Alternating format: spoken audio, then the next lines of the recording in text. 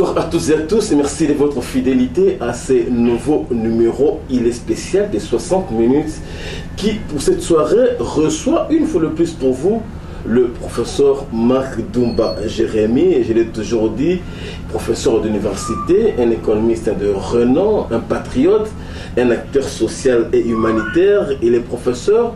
Pour l'instant, il est encore, s'il faut le dire, sans peur d'être contredit, coordonnateur national de l'ITIE parce qu'il est suspendu. La question lui sera posée parce qu'il n'a jamais été révoqué.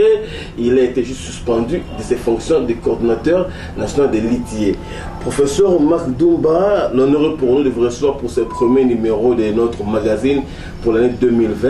L'occasion pour vous de vous présenter nos vœux le meilleur, l'année qui démarre, en espérant que vous avez été très loin des médias ces jours-ci, mais puisque nous, on a fourni un effort, on vous a devant nous. Professeur, bonsoir. Bonsoir Jean-Pierre, je suis très fier que je sois en tout cas dans le premier numéro de votre magazine et c'est une fierté pour moi et je voudrais vous retourner les vœux les meilleurs pour votre propre chaîne de télévision qui a été une chaîne indépendante et qui a effectué beaucoup d'émissions et parfois dont les conséquences néfastes lui sont parvenues. Je les partage et aussi je voudrais vous présenter les vœux les meilleurs pour toute votre équipe et pour toute votre famille. Professeur, merci à vous pour ces mots d'encouragement. Professeur, vous avons, on n'a pas été facile, vous êtes entre plusieurs avions. Nous avons appris que vous êtes à Kinshasa, on a essayé de faire l'investigation. On nous a trouvé quand même, ça n'a pas été facile. Professeur, pourquoi cette distance des médias? Parce que vous voyagez beaucoup, je veux le dire, tantôt à Bruxelles, dans les auditoires, tantôt à Cheikh Anta Diop, à Dakar, dans les auditoires, tantôt en Suisse. Mais les Congo ne vous manquent-ils pas, professeur? Oh, beaucoup plus. Il n'y a aucun pays comme c'est le nôtre. Merci vraiment. Et ça, je voudrais revenir pour dire que il n'y a aucune nation qui est semblable au Congo. Une nation de nos ancêtres, une nation que l'on aime et que l'on aimera, même quand on sera mort, on n'aime que le Congo. J'aime le Congo et j'aime les Congolais. En fait, c'est effectif que je ne sois pas là parce que, en fait, dans les médias, j'avais le rôle de communicateur dans l'initiative pour la transparence dans les industries extractives, l'ITIE pour la République démocratique du Congo, qui a comme service premier, donc primaire, la communication des informations provenant du secteur minier. Et donc, ayant été suspendu depuis près de 900 jours, donc je ne pouvais plus réapparaître pour faire la communication. D'autres personnes qui assument l'intérim à ma place, je pense que vous les avez eues, je pense que vous avez communiqué avec ces personnes. Je pense aussi que le processus de l'initiative pour la transparence dans les industries extractives a continué. Mais ce n'est pas tellement ma conviction personnelle quand je suis sur place. Alors je suis très fier de vous recevoir Jean-Pierre et vous dire je suis là à votre disposition. Venons-en au vif de notre entretien, ce qui a été prévu. La question qui nous a taraudé pendant 800 jours, vous l'avez dit vous-même. Professeur, suspendu de vos fonctions de coordonnateur national de l'ITIE pendant au-delà de 800 jours, professeur. Estimez-vous qu'aujourd'hui, la procédure de votre suspension a été la bonne ou la mieux indiquée pour aujourd'hui, 800 jours après, qu'on ne vous dise rien? Qu'est-ce qui leur retourne aujourd'hui, plus de 800 jours après? Merci Jean-Pierre pour cette question très importante. Je voudrais d'abord commencer par dire que c'est une fierté qu'on ait encore, après le fils de Laurent Désiré Kabila, son fils, c'était une prophétie. Depuis très longtemps, on avait dit, des vieux viendront, ils s'en iront, un fils viendra pour diriger le pays. Mais la prophétie est allée au-delà. Après Joseph, c'est encore un autre fils. C'est une fierté pour nous.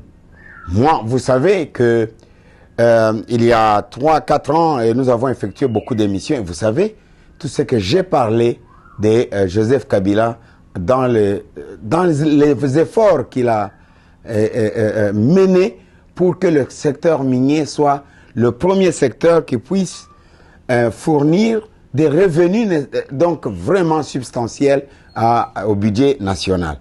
Maintenant, il est sorti dignement. Je l'applaudis parce que, en fait, moi j'avais une relation pas personnelle avec lui, on ne se voyait pas, mais il lisait mes rapports tous les jours Et il m'a même défendu. Et je me souviens qu'à un moment, j'avais failli être suspendu par le Premier ministre Matata, dont je garde un grand souvenir, ce grand homme que je félicite à travers le monde lorsque je parle. Mais le Premier ministre s'était dit à cette époque, il dit, mais non, je n'ai aucun droit de suspendre celui qui a été nommé par une ordonnance. Et maintenant, ma fierté, c'est qu'on a aussi encore un fils d'un leader du pays. Et ce qui me plaît de parler du deuxième fils, c'est que c'est un fils qui est venu pour les changements. Il parle du changement. Le changement n'a pas d'autre terme comme réforme. En France, on parle des réformes. Les réformes, c'est le changement. Et le changement a un mot merveilleux que le chef de l'État, j'aime le nom de Fachi, il est joli, et c'est tout court, c'est tout simple et c'est tout petit. Et Fachi dit, je voudrais tout changer en action. Et quand on voudrait mettre les deux mots ensemble et trouver ce que ça signifie, métamorphoser le Congo. Et donc, maintenant qu'il y a quelqu'un qui vient pour métamorphoser le pays, on ne peut que revenir dans notre pays pour apporter ce que nous avons des substantiels, d'essentiels. Nous sommes des technocrates dans notre pays. Bon, même si nous ne sommes pas dans les partis politiques, chacun choisit, mais tout le monde ne va pas faire la politique dans les partis et qu'on sort, applaudir, dire Alléluia, Amen et qu'on sort. Mais il y a des personnes qui restent des technocrates pour pouvoir apporter le meilleur de tout ce que nous avons étudié afin que ça change. Et donc maintenant, pour revenir à votre question, où est-ce que j'étais? Et qu'est-ce qui est arrivé et pourquoi? Effectivement, en septembre 2007, j'avais été suspendu par un ministre du Plan qui est le président du comité exécutif, donc le groupe multipartite sorte du conseil d'administration des litiers de notre pays, qui est monsieur Modeste Bati, dont j'ai des relations d'ailleurs personnelles. Je voudrais vous dire, le jour qu'il m'a reçu pour la première fois lorsqu'il est arrivé, parce que quand il est arrivé, il a fallu 2 mois après, parce que j'étais en voyage et que j'étais en train de donner mes cours. Et lorsqu'il est arrivé, lorsque je suis allé le voir dans son bureau, ça va vous étonner, tout le monde attendait des courbettes, d'aller que j'aille dire « Excellence, monsieur le ministre ». C'est lui qui est le premier qui s'élève et qui me dit « Mac ». Et moi, je dis « Modeste ».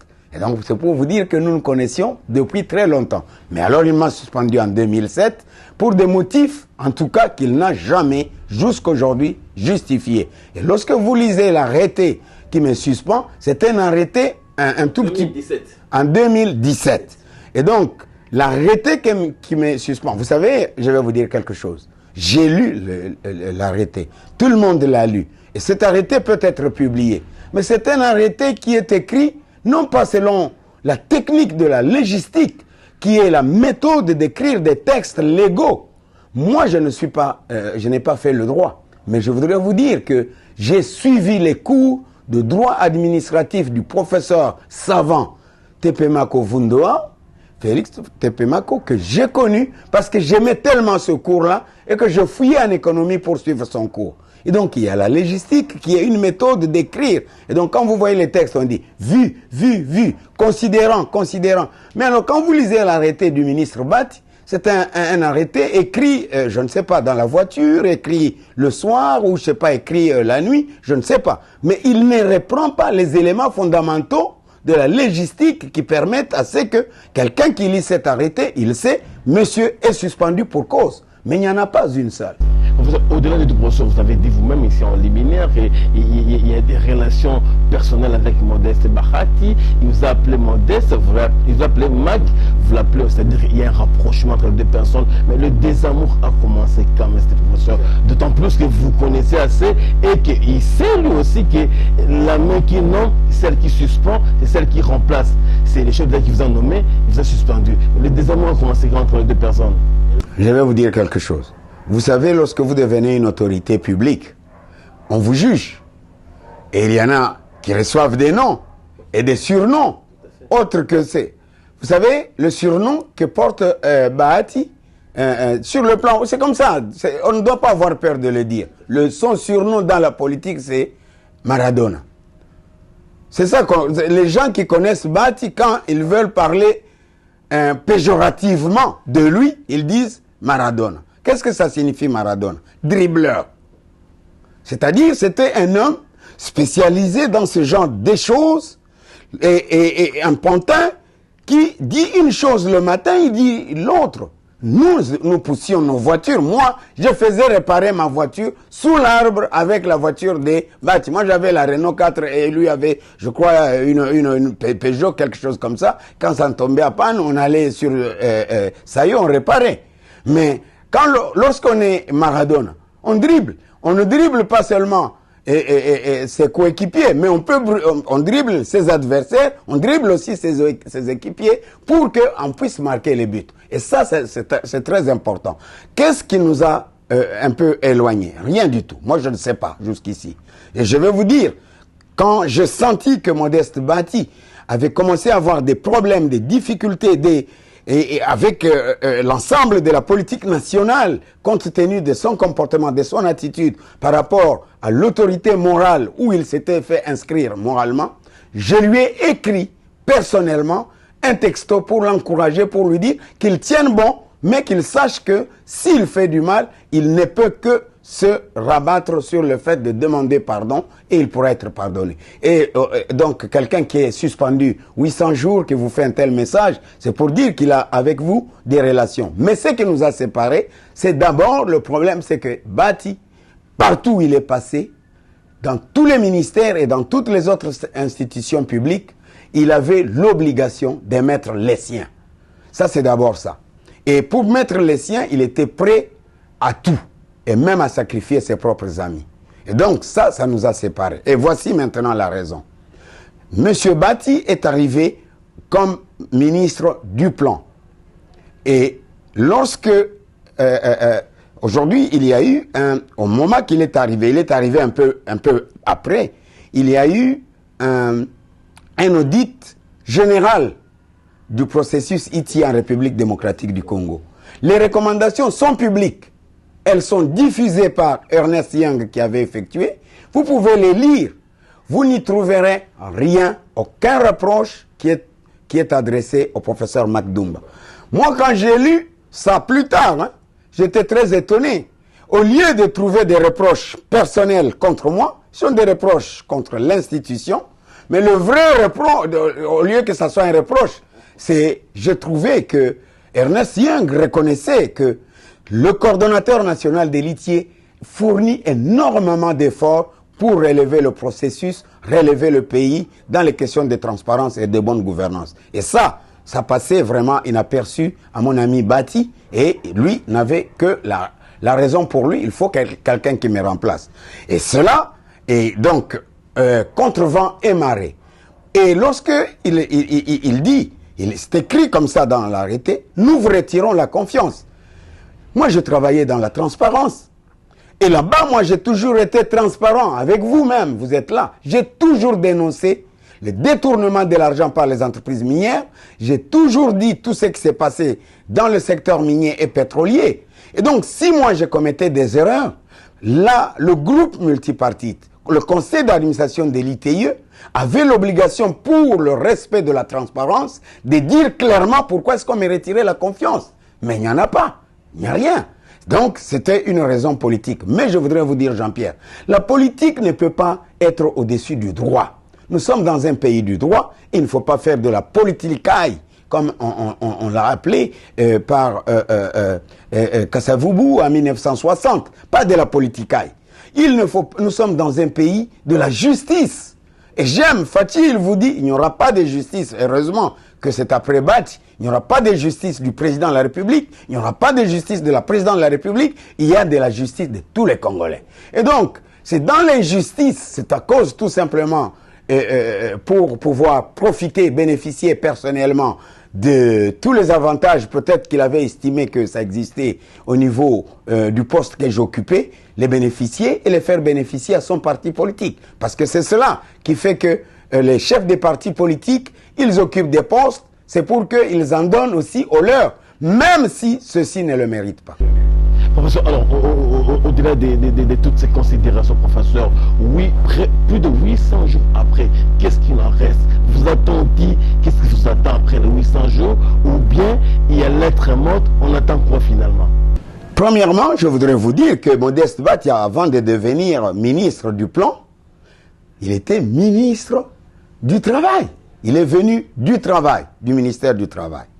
Et vous savez que c'est au ministère du Travail qu'il y a la loi qui réglemente le travail en République démocratique du Congo, c'est que nous appelons le Code du travail. Et le garant, le protecteur du Code du travail, c'est le ministre du Travail. Quand cette loi a été adoptée par les parlementaires, on la remet au ministre, on dit prends-en garde. Et qu'un ministre qui ait travaillé au ministère du Travail, qui suspende quelqu'un au-delà de 3 mois, allez savoir s'il était protecteur, ou il le sait, ou il ne le savait pas. Et donc, moi, je mets en doute la capacité de ce ministre d'avoir maîtrisé le Code du travail. Et puis, je vais vous dire quelque chose. Il s'appelait Kolo, je ne sais pas, Balamake Kolo. Et moi, Makdumba, je vous dis, nous avons été des confectionnaires du nouveau droit du Code du travail. Parce que j'ai représenté, en fait, Copemeco dans la rédaction du nouveau Code du travail lorsque Mouzé est venu. Et je me souviens que cet homme, je peux ce qu'il est devenu, que Dieu le bénisse, il a fait un travail extraordinaire. Et nous pensions que tous les ministres qui doivent passer par ce ministère, ils doivent protéger cette loi qui n'a rien d'autre de changer. Et qui est même meilleure plus que les codes du travail. Moi, j'ai travaillé au Sénégal, monsieur. Le code du travail du Sénégal ne dépasse pas le code du travail de la République démocratique du Congo. Il y a beaucoup de garanties qui protègent le travailleur. Et donc, après m'avoir suspendu et ignoré le délai, rien n'est conclu. Parce que M. Bati, comme tout autre ministre, n'a aucun autre moyen d'arrêter ce dossier, de le clôturer, que s'il ne passe pas par le chef de l'État. Il n'y a que le chef de l'État. L'article 13 du décret qui crée l'ITIE dit que le secrétariat exécutif de l'ITIE est dirigé par un coordonnateur nommé, remplacé le cas échéant, révoqué par le chef de l'État. Est-ce que M. Bati est allé voir le chef de l'État? Il ne l'a pas vu. Et il a confectionné une présentation très amusante au Conseil des ministres. Moi, parce que j'ai rencontré le ministre de la Justice, le ministre Alexis Tambwe Mwamba, pour aller le dire. Comment est-ce que vous pouvez accepter que ces choses passent même au Conseil des ministres? Vous savez, c'est que cet homme d'État, heureusement que Dieu regarde la justice et l'a relevé au point où il est aujourd'hui président du Sénat. C'est vraiment la deuxième personnalité de la République. Cet homme a vraiment regretté et m'a dit, je n'étais pas dans ce Conseil des ministres parce que j'aurais exigé les textes par lesquels ce ministre est passé. Et donc, je voudrais vous dire que c'est un problème, c'est une problématique aujourd'hui. Il faut soit clôturer mon dossier, d'abord parce que c'est au-delà des 3 mois, et ensuite, c'est sans aucun motif, et surtout, c'est un abus de pouvoir de la part de ce ministre. C'est un excès de pouvoir. Et donc, maintenant, qu'est-ce que j'ai fait? Je me suis adressé à la justice. Donc, pour l'instant, j'ai l'avis du parquet général de la République qui demande au Conseil d'État d'annuler l'arrêté du ministre parce que le ministre n'avait aucun pouvoir sur moi. Je vais, pour terminer, sans nous désemparer, pour moi c'est un grand souvenir.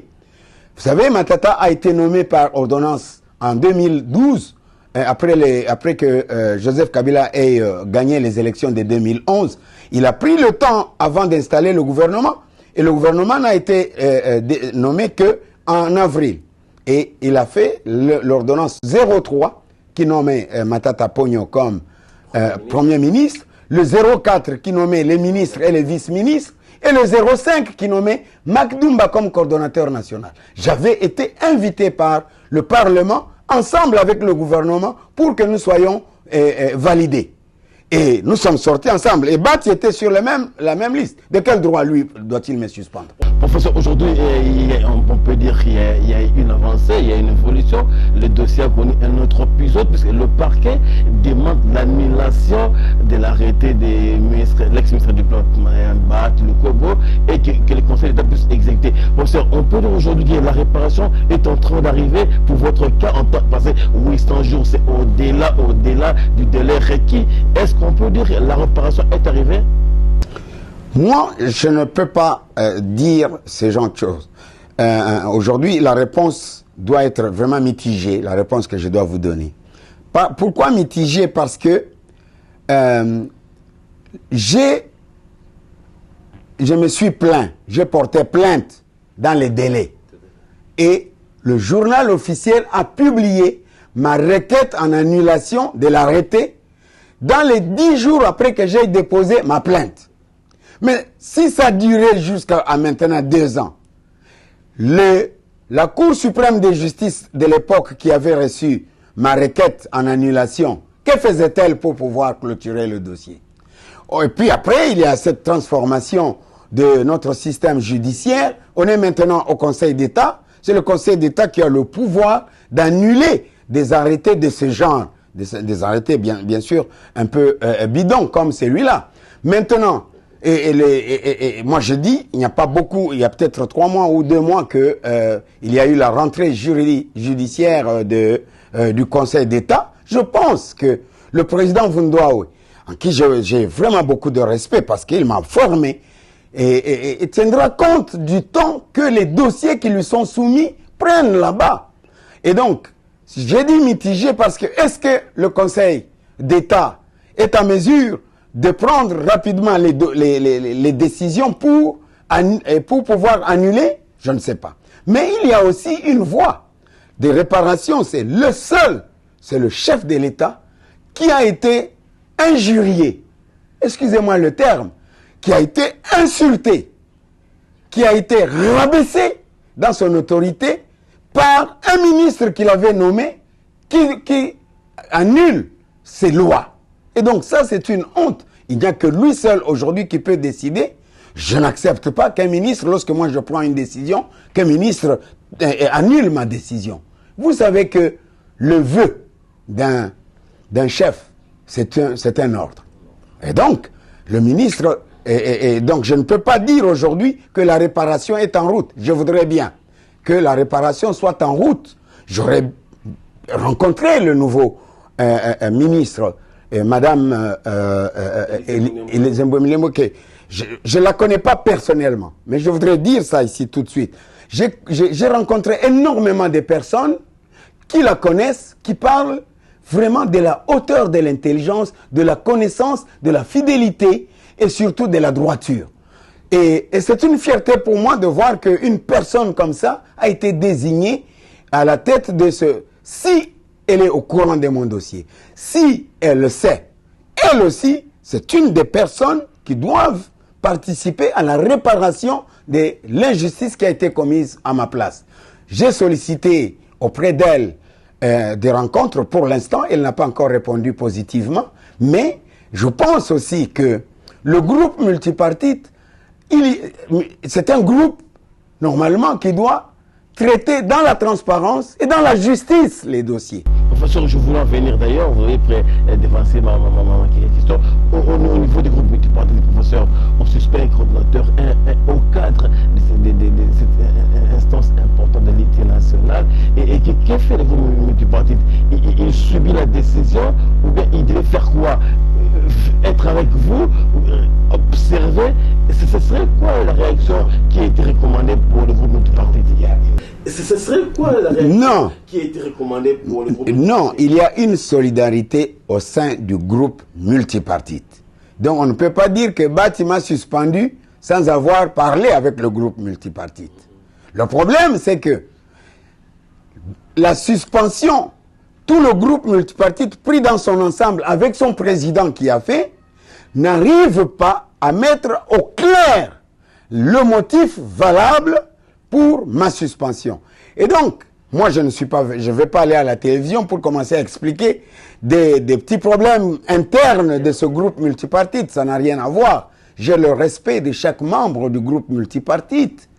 Mais aussi, il faut dire que chaque membre du groupe multipartite n'était pas obligé de me porter dans son cas. Alors, on peut dire qu'il y a une sorte de... On peut peut-être dire qu'il y a une conspiration voilée pour que Marc Doumbouya soit suspendu. Pour quel motif? Pourquoi est-ce qu'on doit conspirer? J'ai été un des meilleurs coordonnateurs nationaux de l'ITIE. Moi, j'ai travaillé à l'ITIE à Dakar, messieurs. Ce sont les Allemands qui sont venus me chercher là-bas. La GIZ a dit, vous êtes Congolais d'origine, vous ne pouvez pas travailler ailleurs pendant qu'on a besoin de l'ITIE. En 2002, mon cher ami, je suis venu dans ce pays. Nous avons soutenu la mise en place du processus ITIE qui avait à l'époque 72 membres du conseil d'administration, dirigé par votre collègue Chantal Kanyimbwe. À l'époque, nous avons démontré comment ça fonctionne l'ITIE. Nous avons travaillé, nous sommes arrivés, nous avons rencontré des personnes de très bonne foi, comme je le dis, Madame Yvonne Mbala, qui comprenait mieux déjà les choses, Monsieur Simon Toumawakou. Ce sont des personnes que je respecte beaucoup, qui nous ont soutenus sérieusement pour que nous mettions en place le processus ITIE. Et donc, dire qu'il y a eu conspiration, ça serait mentir. Parce que moi, je ne peux pas être l'ennemi de tout le monde. J'ai fait du travail et du bon. Et je voudrais vous dire que le pays a été suspendu de l'ITIE, faute de transparence, faute de bonne gouvernance. Et le président Joseph Kabila a donné l'ordre, afin, et le premier ministre Matata Ponyo, que je travaille jusqu'à ce que nous rentrions à l'ITIE. J'ai effectué un travail extraordinaire. Et à Mexico, en 2014, notre pays a été proclamé pays conforme à l'ITIE. Et on ne doit pas seulement s'arrêter à ça. C'est le travail que moi j'ai fourni. J'étais avec le ministre à l'époque, Célestin Vunabandi, que je respecte et que je salue de là où il doit être. Cet homme était étonné du travail que j'avais abattu. Et les rapports étaient réguliers. Aujourd'hui, vous voulez que je vous dise, on n'a pas encore le rapport 2017. Laissez-moi vous dire. Pourquoi est-ce que... Non. Pourquoi vous m'arrêtez? Je n'ai pas encore cessé de dire le mieux que j'ai fait pour le pays. J'ai été le seul pays dans le monde, sur les 52 pays de l'ITIE, à avoir reçu la coupe de la transparence pour la publication des propriétaires réels des entreprises en République démocratique du Congo. Lorsque, en 2012, j'ai commencé à publier, en 2007, nous avons publié le premier rapport de l'ITIE, 2007. Vous savez quels étaient les revenus du secteur? 240 millions de dollars. Et lorsque j'étais en 2016, j'avais atteint 2,5 milliards. Et si aujourd'hui j'étais encore là-bas, moi j'apporterais suffisamment d'argent, je démontrerai que les entreprises, ce qu'ils déclarent avoir payé, ce n'est pas ça, c'est en dessous. Donc on aurait atteint 3 milliards. Vous savez, le chef de l'État, Fachi, ce qu'il vous a dit au discours. Souvenez-vous, il vous dit 5 milliards cette année, 2020 combien? 11. Où est-ce qu'il va les trouver? Moi je lui dis, je suis prêt à travailler pour l'ITIE, au niveau de l'ITIE, et apporter plus ou moins encore 3 milliards sur les 2,5 milliards, et je peux apporter 5 milliards et les autres services, et on atteindra 11 milliards. Mais on a besoin des gens qui connaissent le processus. On a besoin des gens dont les entreprises font confiance. Il y a des entreprises aujourd'hui qui vous déclarent clairement. Le professeur Marc n'étant plus là, nous ne trouvons plus du sérieux dans l'ITIE, et donc on ne déclare pas. Sur les 112 entreprises qui doivent déclarer, par exemple, vous n'avez que 73. Et donc ça, c'est un problème de confiance, c'est un problème de fidélité, c'est un problème de technicité, c'est un problème d'expertise. Professeur, aujourd'hui, ma question, vous l'avez répondu partiellement. Aujourd'hui, peut-on dire que l'ITIE tel qu'il fonctionne actuellement manquerait quoi? L'expertise, la technicité ou la confiance des partenaires? D'autant plus que vous l'avez dit vous-même, en 2007 ou en 2008, c'était 232 millions de dollars. Quand vous quittiez, c'est pratiquement 2 milliards. Qu'est-ce qui manquera à l'ITIE aujourd'hui pour atteindre ces chiffres importants qui a atteint il y a 7-8 ans? Il ne faut pas croire que tous les services techniques, je vais vous dire ça, Vous savez, vous connaissez Monsieur Dominique Mingishi? Vous le connaissez pas? C'est le conseiller spécial du chef de l'État du numérique. Allez chercher cet homme, vous verrez ce qu'on appelle de l'intelligence. Vous connaissez la Dirkaba du chef de l'État, Madame Panpanou, chargée du secteur minier? Allez chercher à la rencontrer, vous verrez l'expertise et la connaissance. Et donc, ce n'est pas parce que on trouve que l'ITIE ça fonctionne et qu'on ramasse quelqu'un et puis on vient mettre quelqu'un et puis qui va... Est-ce que les personnes aujourd'hui, moi j'ai formé le personnel de l'ITIE. Je l'ai amené du bas très bas, je te dis ça. Des rébus aujourd'hui, j'ai des experts au secrétariat technique qui peuvent même à mon absence prouver qu'ils avaient appris quelque chose et défendre le processus au niveau international. Mais ce n'est pas parce que il faut un intérimaire. Un intérimaire, ce ne sont pas des réunions. Intérimaire, ce ne sont pas le fait de s'asseoir dans le fauteuil. Intérimaire, ce n'est pas le fait qu'on appartient à un ministère ou bien dans un parti politique. L'ITIE demande des experts. Moi, je suis un expert de l'ITIE. J'ai été même à l'école de la transparence à Handaï, au Niger. J'ai travaillé là-bas, j'ai étudié ce que c'est. J'ai été membre du conseil d'administration pendant 4 ans et je sais ce que c'est l'ITIE. J'ai défendu l'Afrique, j'ai défendu les pays d'Afrique au niveau de l'ITIE en leur prouvant que nous étions plus importants. Sans les pays de l'ITIE de l'Afrique, l'ITIE doit disparaître parce qu'il n'y aura plus de raisons. Nous apprenons. Et donc, je voudrais dire que aujourd'hui, sincèrement, le niveau de l'ITIE a tellement baissé et même les revenus sont arrivés à moins d'1 milliard. Alors, vous allez me dire que ça va, mon absence a fait que ça marche bien? Non, ça marche pas bien. Professeur, aujourd'hui, puisqu'il y a un nouveau gouvernement qui a été mis en place il y a très peu, il y a un autre ministre de plan. D'ailleurs, c'est une vice-primature aujourd'hui, puisque la question reste quand même pendante. La vôtre, bien évidemment, suspendue pendant plus de 800 jours. Est-ce que avez-vous entrepris des démarches pour rencontrer l'actuel ministre de plan pour expliquer les ratés de votre suspension? Parce que vous dites qu'on l'a dit ici, c'est lui qui nomme, remplace, révoque, mais votre cas n'a pas été celui-là. Est-ce qu'il y a des démarches, il y a des corridors pour que vous rencontriez l'actuel patron du plan? Moi, je pense qu'il y en a. J'effectue les démarches. Je l'ai dit déjà ici. Malheureusement, j'ai écrit une lettre de demande d'audience auprès de la vice-première ministre. Je n'ai pas reçu de réponse. Je lui ai envoyé des textos pour que je lui explique ma situation. Je ne suis pas en train de mener les démarches pour que je sois coordonnateur national de l'ITIE, que je sois remis dans mes fonctions. J'entreprends les démarches pour que la justice soit rétablie à mon égard. C'est-à-dire que un ministre nommé par la même ordonnance que moi n'a aucun pouvoir s'il ne suit pas le processus de me suspendre. C'est une honte.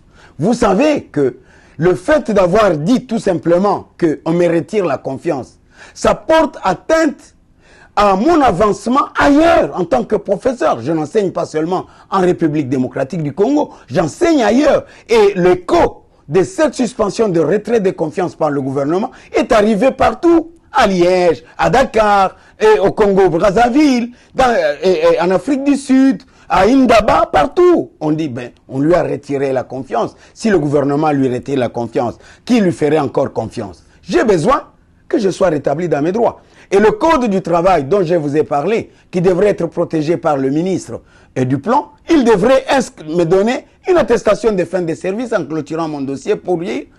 Et il a travaillé à l'ITIE de telle date à telle date. Et aujourd'hui, on l'a remercié. Voici son attestation de fin de service. Mais il ne me l'a pas donné. Il a dit sans raison. Et donc, ces choses-là, je ne peux pas dire aujourd'hui que je dois les mettre sur la tête de la nouvelle ministre. Si je la rencontrais, si je parlais avec elle, ce que je vous dis, je le lui dirai. Il lui appartient, en tant que président du conseil d'administration de l'ITIE, de s'enquérir du dossier, qu'on rassemble tous les dossiers et qu'il lui soit remis et qu'il en prenne note. Et parce qu'aujourd'hui, peut-être vous ne le savez pas, le secrétariat international de l'ITIE ayant constaté réellement qu'à la tête de l'ITIE de la République démocratique du Congo, il n'y a pas de capacité de fonctionnement nécessaire, donc voulu, a demandé à ce qu'on recrute un autre coordonnateur d'ici le mois de février. Alors, moi, je pose tout simplement la question à Madame Élysée, que je respecte déjà à travers beaucoup de personnes qui m'ont parlé d'elle. Il y a même, j'ai un ami qui me pousse, qui me bouscule, qui me dit, si tu vois cette dame, ton dossier sera réglé. Mais je lui ai dit, moi, je ne vais pas aller frapper à la porte de madame si elle ne m'invite pas. C'est une vice-premier ministre. Je lui dois beaucoup d'égards. Et donc, je ne vais pas effectuer cela. Si on ne lui a pas apporté la lettre de ma demande d'audience, si elle n'a pas pu lire, mais qu'est-ce que moi je peux faire? Je ne peux pas la tuer, je ne peux pas lui faire des reproches. Mais le moment venu, ça arrivera. Maintenant, pourquoi est-ce que je vous dis ça? Je dis ça parce que aujourd'hui, je ne peux pas mettre sur sa tête qu'est-ce qu'elle doit dire. C'est qu'elle doit rassembler, c'est tout le dossier et en savoir. Donc, en février, si on doit engager un autre coordonnateur, il faut régler d'abord le problème de l'ancien. Le fait que je sois suspendu ne veut pas dire que je ne suis pas coordonnateur. Je reste coordonnateur national, même si vous y ajoutez l'épithète suspendu. Mais avant qu'un autre soit là, on doit d'abord régler le mien. Si on estime qu'il y a des fautes, il y a des erreurs tangibles qui ne permettent pas que, même si on clôturait mon dossier et que je ne sois plus coordonnateur, il faut clôturer mon dossier et le chef de l'État prendra les décisions qui lui sont consignées dans le décret qui crée l'ITIE. Point, un trait. Professeur, on doit revenir à votre question en tant que coordonnateur suspendu. Parlons un peu de la côté. Professeur, vous êtes un expert de ces questions sur les revenus extractifs. Vous êtes très féru de la question même. Professeur, certainement, vous étiez à l'étranger, vous étiez entre plusieurs avions, mais vous avez appris qu'il y a eu une affaire de 200 millions de dollars américains perdus, volés, disparus au niveau de la GECAMI. Vous, en tant qu'expert des secteurs extractifs, vous qui avez engrangé beaucoup d'argent pour le pays dans le secteur minier, quelle réaction, quelle est votre lecture, quel est votre sentiment ou ressenti quand vous apprenez que 200 millions de dollars disparaissent comme ça? Alors, ce qui m'étonne d'abord, c'est que les Congolais ne lisent pas les rapports ITIE. 200 millions, c'est très peu par rapport à ce que les rapports ITIE ont déjà diffusé, comme l'argent disparu au-delà des 200 millions. On est à 700, on est à 800 millions. Lorsque c'est 200 millions, on en fait un problème, on en parle. Non. Il y a deux réalités dans le fonctionnement de l'ITIE. La première réalité, c'est celle qui est mise en œuvre, c'est-à-dire diffuser les revenus du secteur minier, le secteur pétrolier, les diffuser. On n'a jamais diffusé les revenus du secteur forestier, parce que c'est encore une cacophonie terrible là-bas. Parce que normalement, vous savez que le président, Madame Élysée, est présidente du conseil d'administration, elle a 2 vice-présidents, le ministre des Mines et le ministre de l'Environnement. Mais rien, le ministre de l'Environnement va à l'ITIE pour faire quoi? Parce que même pas un seul franc jusqu'à aujourd'hui, depuis que nous sommes membres depuis 10 ans, un seul franc du secteur forestier n'a jamais été déclaré. Et donc, c'est vraiment de la bouillabaisse là-bas. Alors maintenant, revenons sur le fait que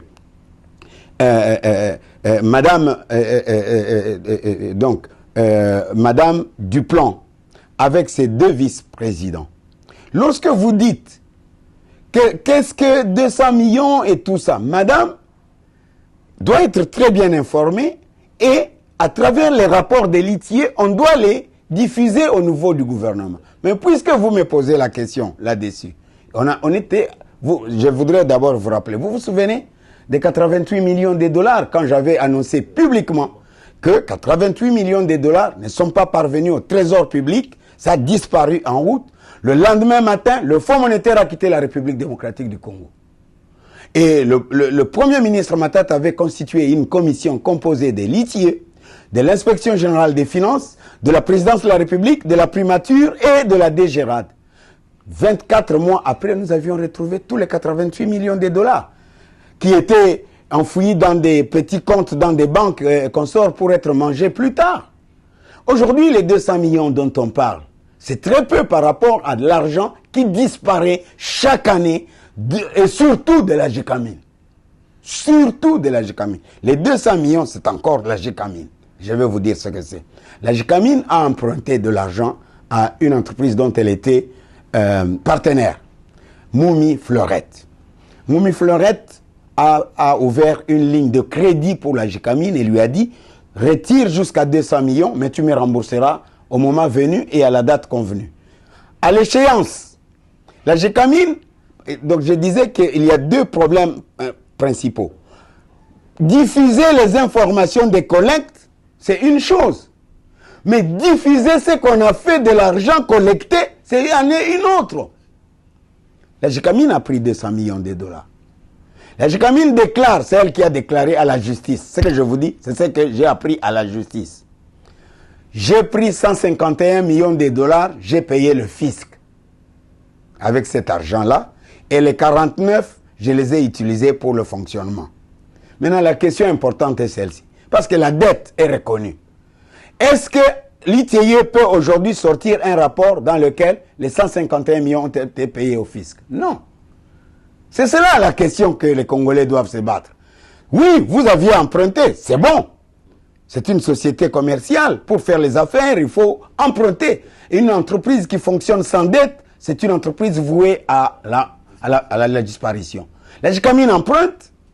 Oui, qu'est-ce que vous avez fait de l'argent? C'est pas 200 millions. 49, j'ai fonctionné avec. 151, j'ai payé le fisc. Mais montre-nous les preuves. C'est tout ce que... C'est cela la question importante.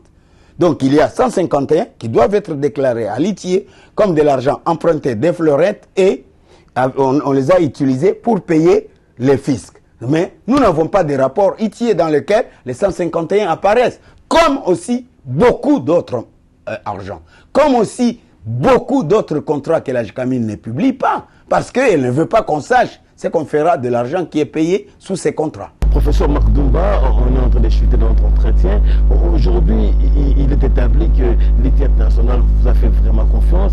Et on a rencontré une fois ici à Kinshasa, M. Baldé, qui a un témoignage fabuleux sur vous, qui estime que M. Makdumba, c'est l'expert congolais qui maîtrise mieux l'ITIE. Est-ce qu'aujourd'hui, si l'ITIE international demandait au gouvernement congolais de rétablir Makdumba comme coordonnateur, vous êtes preneur? Je voudrais d'abord dire que l'ITIE international n'a pas ce droit-là. Les choses ne se passent pas comme ça. C'est un souhait.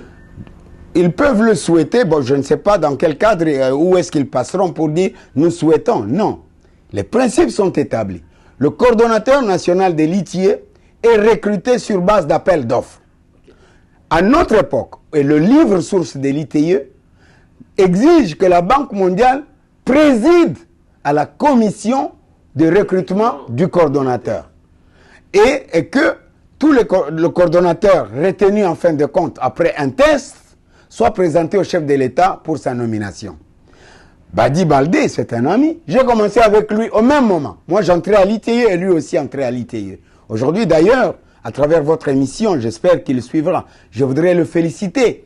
Il a été aujourd'hui nommé vice-directeur international de l'ITIE. Et donc, ce qui est un poste très, très, très important à l'ITIE et qu'on retrouve un Africain, c'est un garçon, très bien, un garçon que je connais, c'est un ami. Nous prenions le temps ensemble pendant plus de 30 minutes quand il y a des conseils d'administration pour qu'on parle ensemble. Il aime le Congo. Il veut que le Congo relève l'Afrique dans les domaines de la transparence. Maintenant, si aujourd'hui, moi je ne peux pas dire que je ne suis pas preneur de l'ITIE. Quoi qu'il arrive et quoi qu'il en coûte, c'était mon travail et même ce que j'aimais faire. Et donc, si quelqu'un me le demandait de le faire, je ne vais pas dire non. Professeur, selon le texte légaux possédé par la logistique au début de l'émission, est-ce un candidat suspendu s'il y a un appel d'offres de recrutement, il est autorisé de postuler aussi? Je pense que ça ne peut pas se faire comme cela. Parce que si je ne peux pas postuler pendant que je suis suspendu, il faut qu'on clôture mon dossier et que je sois libre. Donc, si le chef de l'État m'est révoqué, parce qu'il en a le pouvoir, m'est remplacé, il en a le pouvoir, à ce moment-là, je suis libre. Et si je présente ma candidature, on dit non parce que vous étiez ancien, c'est le droit de l'homme. Jean-Claude Katende, c'est ça son rôle. il verra si réellement je dois être écarté ou pas. Et d'ailleurs, vous avez oublié vraiment, Jean-Pi, que lorsque j'ai travaillé à la GIZ, lorsqu'on cherchait le coordonnateur des litiers, vous savez que le groupe multipartite avait refusé que moi, qui suis venu implanter ou soutenir à travers la GIZ litier, que je ne puisse pas être candidat. La Banque mondiale avait clairement dit, non, pas question, il peut être aussi candidat. Et j'ai présenté le test. Et comme je maîtrisais la matière, sur, je sais pas, il y avait une 50aine de candidats. Vous m'avez vu ce que j'étais devenu. Vous avez vu ce que j'ai fait. Et maintenant, vous pouvez voir ce que je n'ai pas fait et ce qu'est devenu le processus. Professeur, on va chuter ici, clôturer l'entretien ici. Vous avez été très pertinent dans vos réponses. Pour ça, aujourd'hui, en très peu de mots, quel regard avez-vous sur l'ITIE RDC en très peu de mots? Et vous avez dit que les chiffres sont vraiment en deçà de ce qui est espéré. Et il y a des pistes pour que ça avance demain, pour que le 2 milliards atteint en 2016 puisse revenir? Oui, il y a beaucoup de pistes. Moi, j'ai confiance dans le cabinet du chef de l'État. Bien qu'ils arrivent, mais la politique, il n'y a pas une école où on apprend à mettre en pratique la politique. Même dans les Sciences Po, la mise en place de la politique de gouvernance publique ne s'apprend pas à l'école. J'ai confiance que toute l'équipe que le chef de l'État a amenée avec lui arrivera à un moment, petit à petit, à comprendre, à rechercher, à retrouver des technocrates nécessaires qui puissent aider à ce que ce processus, moi, je pense qu'aujourd'hui, l'ITIE, peut-être que vous n'êtes pas informé, l'ITIE ne doit pas durer éternellement. C'est une structure qui devra disparaître. Pourquoi? Parce qu'à un moment, les déclarations devront se faire de façon automatique à travers les institutions publiques, comme le numérique que le chef de l'État vient de créer. Alors, le regard que j'ai, c'est le regard de confiance. Le Congolais, quand il décide de changer, il change réellement. Les Congolais, quand ils décident vraiment de baisser de moralité, ils baissent vraiment. J'ai confiance dans notre chef de l'État, j'ai confiance dans l'équipe qui l'accompagne, j'ai confiance dans tous ceux qui peuvent offrir leurs services pour qu'on transforme le processus de collecte des données et aussi de la gouvernance des revenus du secteur minier. On va clôturer par une question qui vous concerne. 800 jours de suspension, ça appellerait un jour au dommage et intérêt? Je ne sais pas quelle sera la décision que le parquet... On est au-delà du délai requis par les codes du travail. Je vous rappelle ce que je vous ai dit tout à l'heure.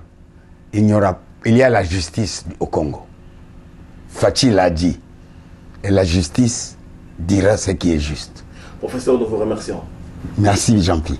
Merci également à vous d'avoir suivi avec nous le professeur Matumba Jérémy. Je le rappelais ici au début, les coordonnateurs des litiers suspendus, pas révoqués. Les dossiers seraient en cours parce que le Conseil d'État, le parquet, le bureau du chef de l'État, le ministère du Plan doivent s'atteler pour trouver d'autres pistes de clôturer ce dossier et passer à autre chose. Merci d'avoir été de notre pendant ces 60 minutes. Le rendez-vous est pris très prochainement pour un autre numéro. D'ici là, fidèle en programme. Bonne soirée chez vous.